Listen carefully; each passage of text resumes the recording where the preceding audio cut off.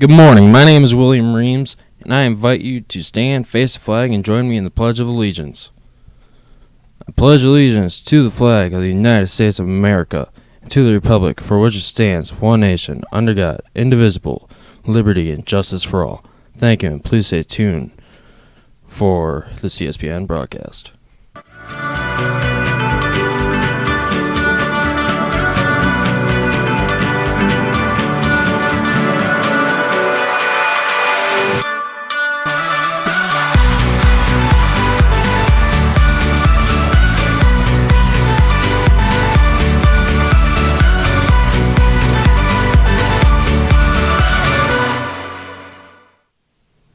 Good morning, Coopersville. Welcome to CSPN News. I'm Emily. And I'm Joey.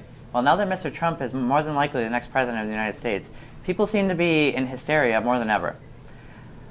Emily interviewed Ms. Holman to find out why the election has been, in a sense, dividing us apart as a country. Hi, I'm Emily Julian, and I'm here with Mrs. Holman. We're going to talk about the 2016 election and, Trump becoming president and why everyone seems to be in, such hysterics about it. So why do you think everyone's been freaking out about the election this year? I really think that ultimately what it comes down to is that we as humans, we have a tendency to want to surround ourselves with people who only think the way that we do. And so when we surround ourselves with people who only think the way that we do, all we ever hear are things that support our ideas and our beliefs, and we live in this little bubble, and we don't really take the time or spend the energy on trying to understand why people believe what they believe. And I think that in itself can become a very dangerous thing, and I think that's also why we find ourselves so polarized right now with the results of this election, and why there are still people who are firmly standing and believing that the president-elect is the right choice, and why there are still people firmly standing and believing that he's the wrong choice. And I think the best thing that we can do right now is to sort of exit our bubbles and try to have respectful and polite discourse with one another, and try to understand where people are at and why they are there, rather than immediately labeling and judging them. All right, well, now, do you have any advice just to wrap things up for people who are still fighting, for and against Trump now? Yeah, I think it's what I said before. I think we need to continue to remember, for those who voted for Trump, to continue to remember to prove to people why your vote was the right thing in your opinion to do, and to, like I said, elevate your thinking and your speech. And for those who voted for Ms. Clinton or anyone else in the race, I would say to, like she spoke yesterday, as hard as it can be right now, to keep an open mind and to believe that there are enough good things about our country that it's not going to be wiped out, because in the end, he is just one man. And yes, he has the support of Congress, but I still believe fiercely in the American people. Thank you. Mm-hmm. All right, well, Mr. Haddon, after seeing that video, how do you feel about this year's election? Well, the election is the election. We have a new president, and there's nothing we can do about that, either whether you're for him or against him. I think what I'd like to talk about are Ms. Holman's words, which I think she stated very, very well. And it's important to remember that we have to be respectful of each other's differences. And this is something I tell my kids who are still in elementary school. I understand, but it applies to everyone. I tell them, you don't have to like everyone, but you have to be nice to everyone. Mm-hmm. And I think if we keep that attitude, we'll continue to have a great high school.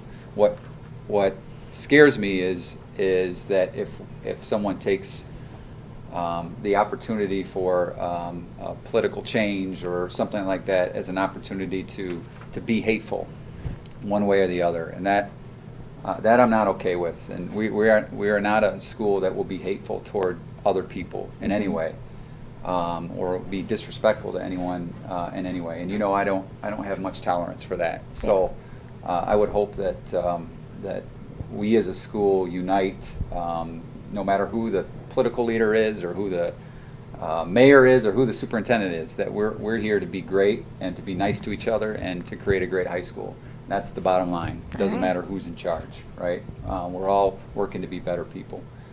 So those are my thoughts, and I hope that everyone here in your school feels comfortable around each other and that we can create a respectful environment or continue to have a respectful environment.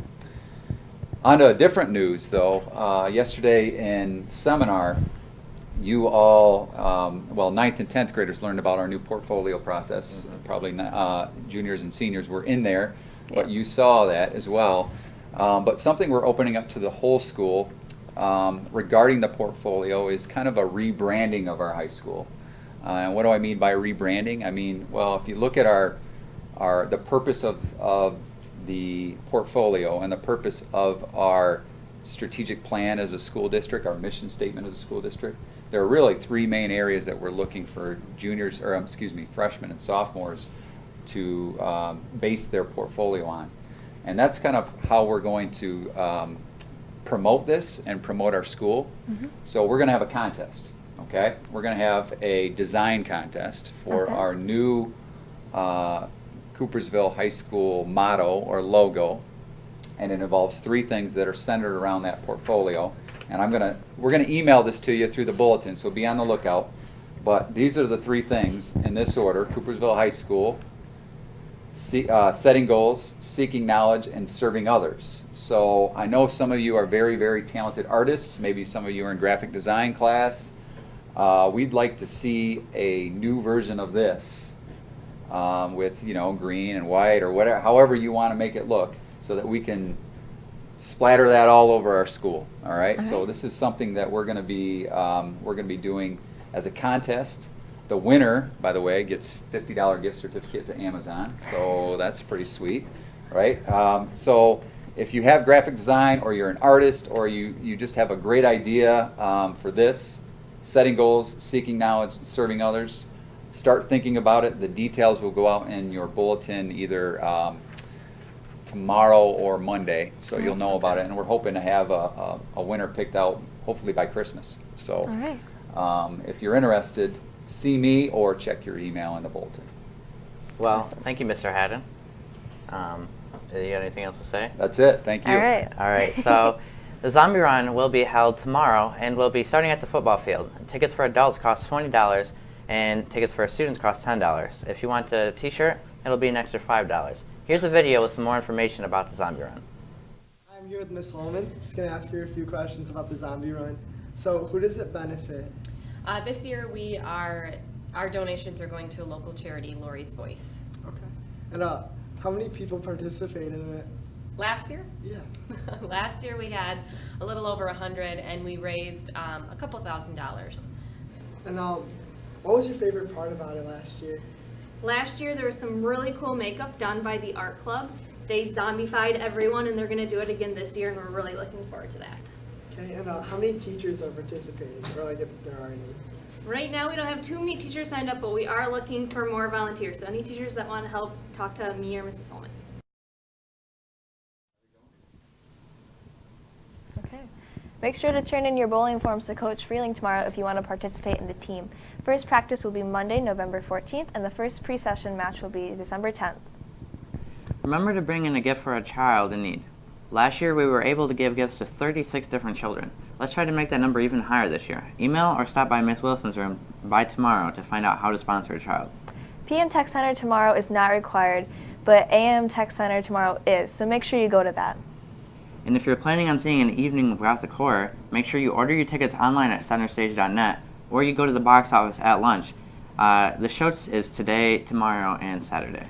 Remember that the Success Centers will be opening November 14th as well. Make sure to sign up beforehand in the Media Center. That's all we have for today. I'm Emily. And I'm Joey. Thanks for watching CSPN News.